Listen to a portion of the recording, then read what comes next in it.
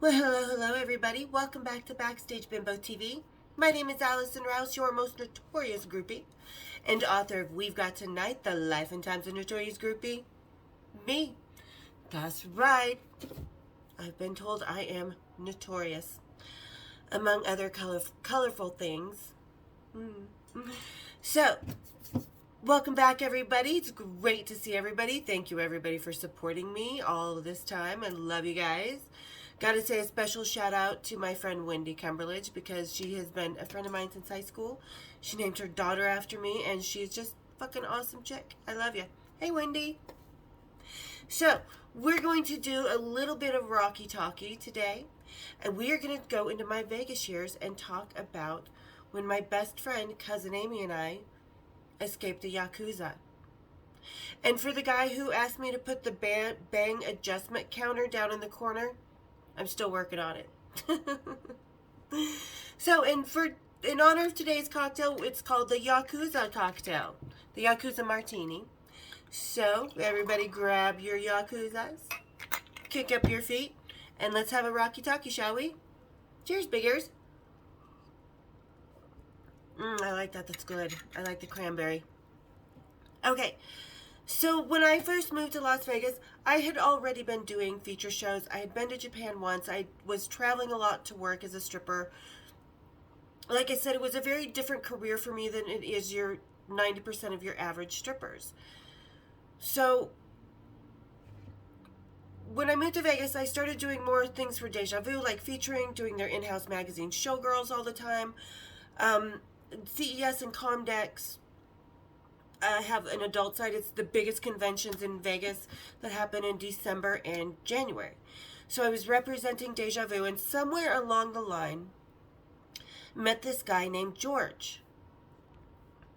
Now, George sent girls to Japan through a guy. He worked with a guy out of LA.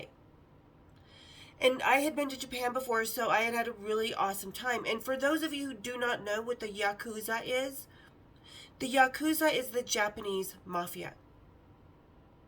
Makes our mafia look like babies. Like, these guys are scary motherfuckers. And where probably a lot of the stolen art in the world ends up in Yakuza hands. Because it is a great leverage tool to have when you're in trouble by Interpol or whoever.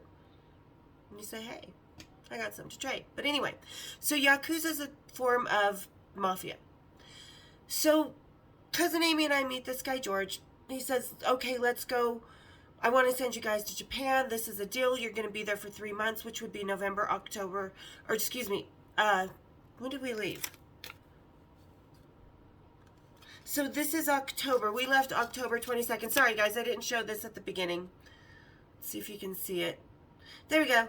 That's what's part of my boarding pass, and what's freaking hilarious, where was it? This one. Okay, I'll show you. This is the day we escaped. And look how they spell my name. Nobody ever spells my name right. Like, this is not the correct spelling. This is before 9/11, so it was easier to get on a plane. But yeah, so this is my boarding passes. So this was October of 1995. Like I said, I just moved down to Vegas. Met this guy. We were doing photo shoots with him for certain things, and said, yeah, let's go to Japan. Like, we had to go to LA and rush cousin Amy's passport because she didn't have a passport. So literally we rushed to this passport and got it. Had to go back down to LA. That's why it says Los Angeles to Tokyo, because we just were down in LA picking up cousin Amy's passport. Got it literally day before we left, I believe. So we jump on the plane, and when we were first talking about going, we were talking about dancing in Osaka, which is kind of a very touristy, beachy town. A lot of international tourists, Americans, so you have more American-style strip clubs, because Japanese strip clubs are a bit different for the locals, for Japanese locals. So we were like, okay, cool. But as we're getting on the plane, it's like, oh, by the way, you're going to be dancing in Tokyo. Okay, that's fine. Tokyo, you still have really great American-style strip clubs. It's Tokyo. It's a fucking awesome city. So we're flying into Narita, and we're like, Okay, that's fine. All right, cool. We'll be in Tokyo. So we spend hours and hours on the plane. We get off the plane, and we have two other girls with us. Susie Q, who worked with us at Little Darlings, and what's her roommate, Christina. Oh, Christina. Who cares? This girl was a dumbass bitch. Oh my god, she was one of those totally annoying Valley Girl types, and she had her hair in, Bo Derek braids, and they went all the way down, and the super long nails before Fly Girl was really Fly Girl, but she was Valley Girl. Oh my god. So, one of the things we were talking about on the plane over to Susie Q and Christina, because they had never been overseas to Japan, we're like, don't ever let your passport out of your sight. If anybody asks for it, even the club owners or hosts, do not give away your passport. Ever. And this is good advice anytime you're traveling. Never leave your passport behind. So we get off the plane, and Nanjo picks us up, and we were instructed, because we didn't have work visas, a lot of strippers don't, to say we were visiting a specific family, and we each had a couple different names. So we're going, we make it through customs and everything, and Nanjo is picking us up. So he's got the sign. We get in the van, and oh my god, this guy drove like crazy. Like, oh my god. Think of like LA 405 rush hour traffic times 100 with a bunch of just crazy fast drivers. Just everybody's trying to zip in and out, and you're like, oh my god, we're gonna die. No, we didn't die. So as we get on, we see kind of where we're supposed to be going to Tokyo, into the city from Narita, the airport. No, we didn't go that way. So we kept going, and he's like, oh, no, you ladies, you're dancing in Chiba. You dance in, we go to Kamitsu City. You will dance between Chiba and Kamitsu City. And we're like, what? These are like tiny towns in the middle of nowhere. Like, Kamitsu City doesn't even have a school for their students. It's pretty industrial. It's got this really big park, and a train station. It's and a bunch of like Denny's and Coco's, like American style restaurants like that. So we're like, what? We're supposed to be in Tokyo. Wait a minute. No, hold on. And you get paid weekly to be there. We were being paid $1,000 a week, so we were guaranteed $4,000 a month. But still, that's like a weekend in Vegas for me. But so anyway, we're like, whoa, wait a minute, what are you talking about? We're going to Kamitsu City, and we're in the van, and there's nothing we can do. We're like, no, hold on. Well, we'll just call George and that guy from LA that sent us there when we get to the house. No. So we get to the house, which I'll post pictures of this as at the beginning of, or the end. I'll post them at the end, because I do have pictures of the house. I have pictures of Cousin Aime and a couple dojos and stuff. So I'll post them at the end of the vlog for you guys to kind of see. Now, this is the club in Tokyo. Oh god, I hate that picture. Me and my Mary Tyler Moore hair back when the flips were cool. But this is how they wanted you to dress. They wanted you in these formal gowns, these nice heels, this more elegant look. And it was a very different style. So when we pull up to the house, it's this huge house, and you walk in, and there's stairs that go up here. Right over here is like a dining area. There's another room that was all closed off with the rice paper doors. To the right was a living room area and really no like couches, just a bunch of, one of the dining tables and pillows around it with a TV. There was our kitchen with like a 100-pound bag of rice and 2 rice cookers. We're like, yeah, we got rice for days. And then back here was like, there was a bathroom with a shower area, and then you go in where there was another shower area and this silver solid steel bathtub. Really deep, but really short. So you're squished up in this bathtub and up to here in your neck, and people would walk in, and you kind of have to walk down you step down into it. So like Cousin Aime would walk in, I'd be, hello, what you doing? And then the toilet was in a separate room. We'll get to the toilet in a minute, because no idea. fancy toilets, man. And this is before fancy toilets at the U.S. So then you go upstairs, and there was a huge room with a bunch of bunk beds for girls. There was a second kitchen, another little like toilet shower room, kind of like I said, a second kitchen, and then 2 private rooms where 2 girls could sleep. So of course Susie Q and Christina take a private room. Cousin Amy and I take the other private room. And we're exploring the house. We're like, woohoo! They're like, we'll come get you tomorrow so you can go to the club and meet the club owners and stuff. So we take off and we're exploring the house, and we get to the toilet room downstairs. And it's fancy. It's got buttons on the side of it. And we're like, what the hell is this? And they're in Japanese characters, so of course we don't know what it says. And, and Cousin Amy's behind me. I'm playing with the toilet. Cousin Susie Q and Dumb Girl are behind her. And it's just this little hallway, so, we're filling up the width of the hallway. And I'm pressing the buttons, and ooh, this little dryer comes out. Oh, it dries your booty. Oh, this is cool. And then a couple other little things come out, little spritzers. Then I press another one, and it's this nice little bidet. And it's just, a little stream, just a bloop, bloop, bloop, bloop, bloop. Nice little bidet. But then I press another button, and that motherfucker got so hard, it hit Amy in the face behind me, hit Christina and Susie Q, and then the wall behind them, as we all jumped out of the way. And we're like trying to get to this, and it's just like this huge spray of, that's gonna for sure, like, undercarriage, wash your ass. Nothing's left behind with this thing. And it had a heated seat. I loved that heated seat because October is cold in Japan. So, anyway, we get to the club the next day. So when this picture was taken, they were taking different pictures of us to kind of display on the marquee and stuff.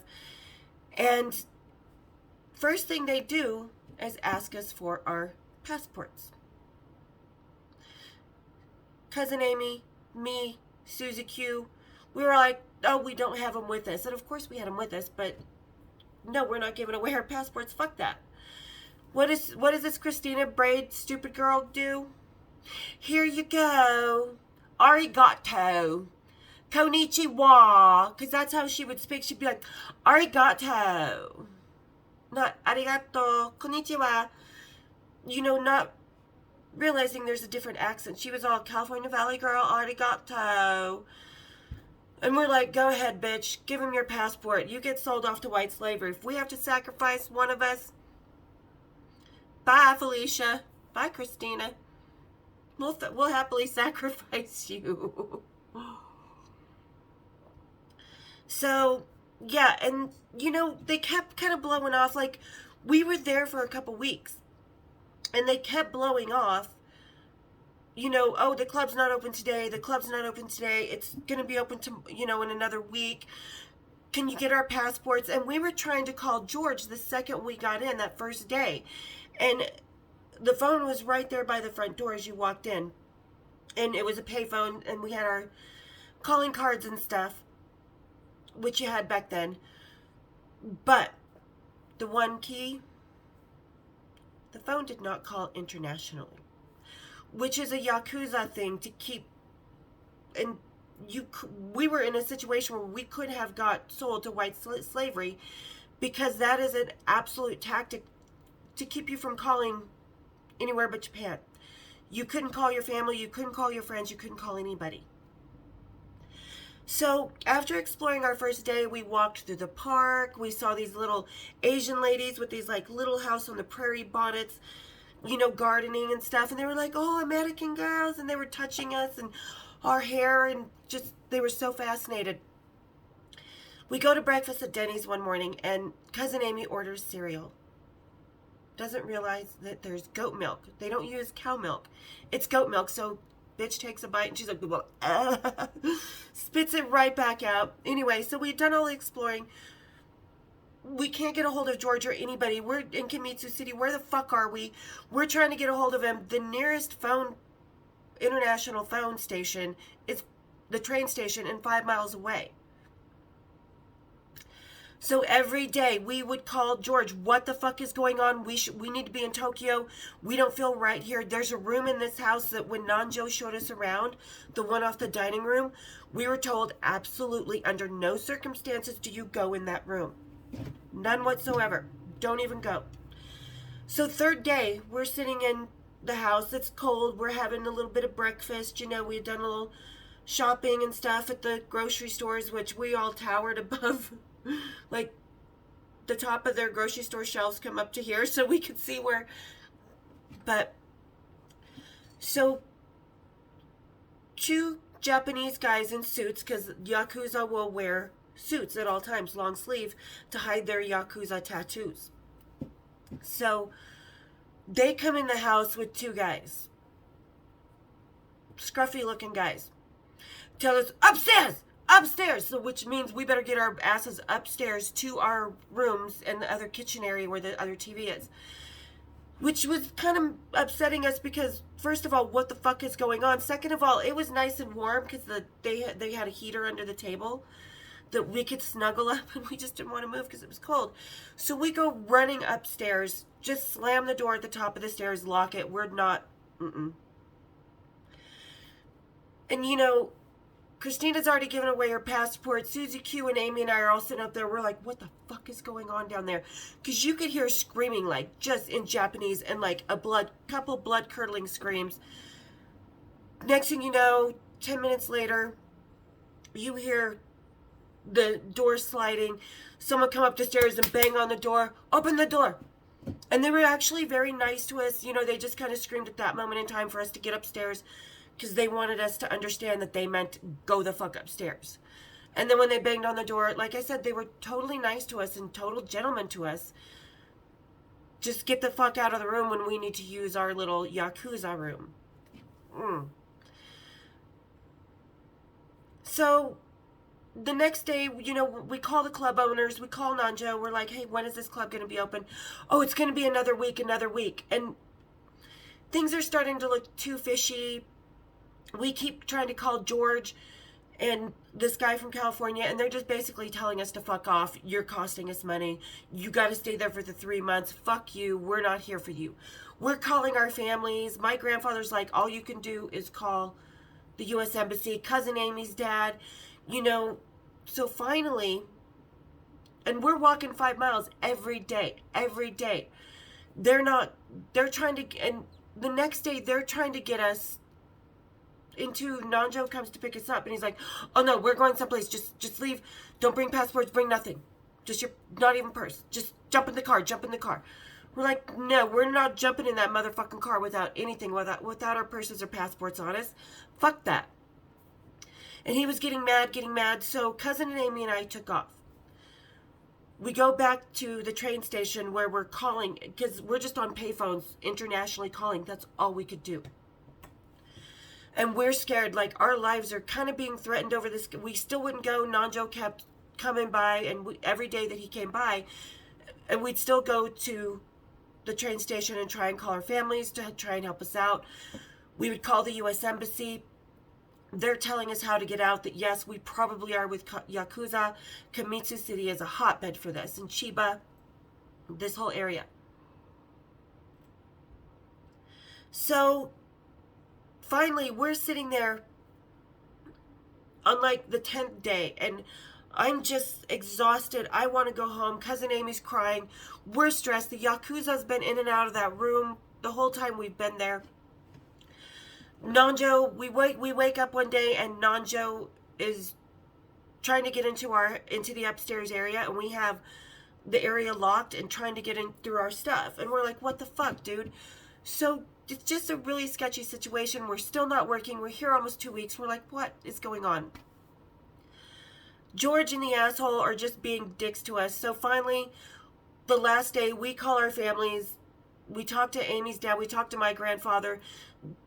Amy's dad gets one thing arranged for us. My grandfather gets the other thing arranged for us. And we go back to the house, and we sit down, and we just don't even know what to do. We are so scared in between phone calls, because we have to wait like 20 minutes to call the U.S. Embassy back, or to call our grandfather back, or to call her dad back, who's getting our plane tickets done. My grandfather's calling the U.S. Embassy, you know. So we're just sitting there. And I had just met Steve Jones right before I went, and seen him a couple times before I hit Japan. I look down as we're sitting on this bench in the middle of this tiny ass town in Japan, and all I see is Sex Pistols Rule just spray painted across that whole fucking sign. Just huge. How I didn't notice it? Sex Pistols Rule. So I just looked at Amy. I said, that's a motherfucking sign. I said, I need to go home and get laid. You need to go home. We just need to get the fuck out of here. So we finally called the U.S. Embassy back. They got us, they had a car because no taxi in Kimitsu City, Chiba would take American women by themselves. You would have to have a Japanese man. So the Yakuza had total control of this town in every way. So the U.S. Embassy had to send us a car and a driver just to get us to the right train station, which wasn't the one closest to us. There was another train station a while further away, and this driver had to come in with us while we got our tickets and wait for us. And he's like, I wish I could come with you, on the train, because we had several stops between Kimitsu City, Chiba, and Narita. And as we get back to the house after we make these phone calls, there had been a gas leak upstairs in the little bathroom toilet shower thingy. And as we are grabbing this giant suitcase that I have, like, I can fit in this goddamn suitcase. Cousin Amy's grabbing another suitcase. We're getting our shit out of there. I've got this stuffed bunny with me that I used to carry with me traveling all the time. And this little old man comes in the house and he's like, oh yeah, and he doesn't really speak anything. And he's, he's making bathroom, like he's trying to say bathroom. And there was a couple other girls that had come from the middle of nowhere that were now staying in the other room with all the thingies. And this guy comes up and we think he's there to fix the bathroom. So we show him upstairs to the bathroom and he starts taking off his clothes. What the fuck are you doing? We're talking little tiny shriveled 80-year-old Japanese guy. And he's got on these red, like, long johns, like full body Laura Ingalls Wilder, old school Wild West red long johns.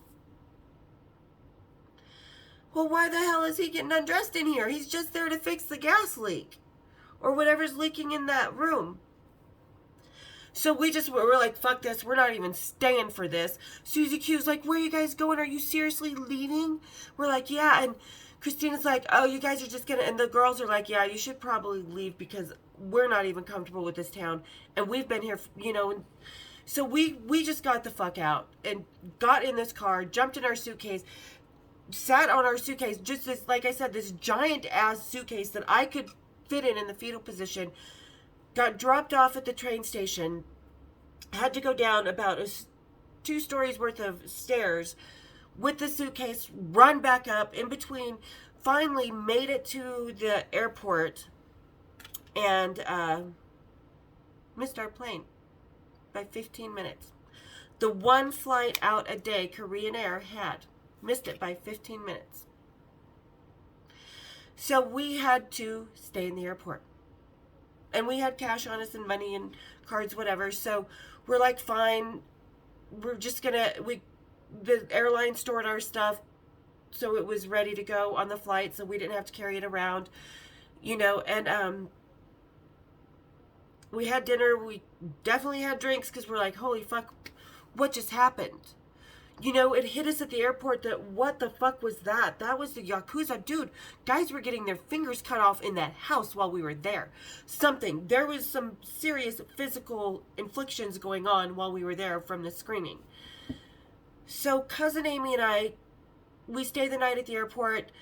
It's cold, so they gather us down like where you would initially enter the airport, where you would enter the ticket agents and stuff. So we had to sleep there, and there was about 10 other people. So there was about 10 other people sitting down there, or sleeping down there. Cousin Amy didn't have her jacket like I did, so all I could give her was one of my long silk robes. So here's Cousin Amy just wandering around the airport in my long silk robe, going to the bathroom, getting coffee, whatevs. Finally got home. Safe and sound from LA. About a week later, Cousin Amy and I were at the grocery store. Then, just said goodbye to Susie Q. We took a few days off, got over our jet lag, went back to work. Jack, the GM, was like, I told you you'd be back. We're like, fuck you. So, because he's like, you guys, are you sure this is the right thing? Because he tried to lecture us before we went over. You sure this is the right guy? I don't have the right feeling about him. And boy, was he right. So, week later, Amy and I are in the grocery store. We were roommates. So, we were shopping, filling up the house, whatever. And we're going down the grocery store aisle looking at the ice cream. And we look up and we see this girl behind us. We're like, Susie Q?